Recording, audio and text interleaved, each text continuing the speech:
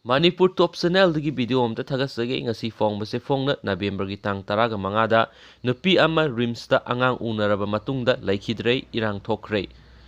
Regional Institute of Medical Science Rims Hospital gi gaini ward nupi ama masa karimata tawdana thang thaduna angang unaraba matungda ngasi khangawdana laikhidrei. Doctor na di nupi adu heart attack tawduna laikhidabani hairi adubu imung manungi miyoi singna di doctor na seksindabadagi sibani hairaduna asiba haksang lawdana hauji rims ki mokta lairi. Laikhidrabi imung manungi miyoi singna fongdorakpagi matung ina nupi adugi maming Safamayum ongbi Hemabati sei kunthraga taret mapuroiba Safamayum joy kawi mahak Semngai police station gi manung sanna leiba loitang lakin thabida leibani hairi.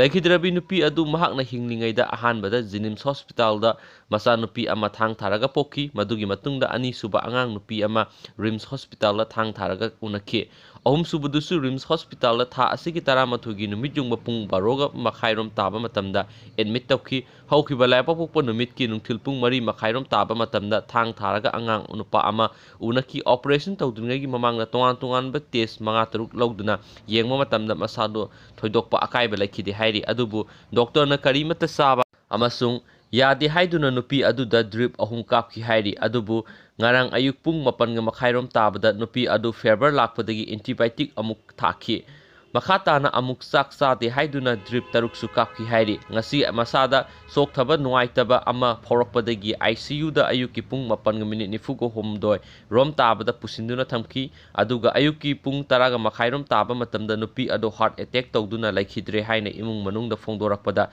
doctor gi mathakta pendaba kya fongdorakhi misi asigi matangda imung manungi miyoi singnadi madu doctor na seksindabadagi sibani haina search tawri misi adugi matangda laikai amadi imung manungi miyoi singna rims ki superintendent gi kada faminaduna wari sanaki maduda superintendent fongdorakpada nupi asida thokliba asi yamna tangna thokpa thawdokni asiba haksang adu hana postmortem tawraga asoibadu karino karaidono haiba thidoksi hairi adubu imung manungi miyoi singnadi Rims Hospital gi mokta postmortem tawbagi mahutta Jenims Hospital do oina postmortem tawningbagi apama fongdorakhi adubu hojik fawbadi asiba haksang adu lawduna Rims ki mokta thamli thawdo adugi matangda lamphel police ki na case ama lokhatuna makhata na thijinbagi thabak chathari me. Thank you.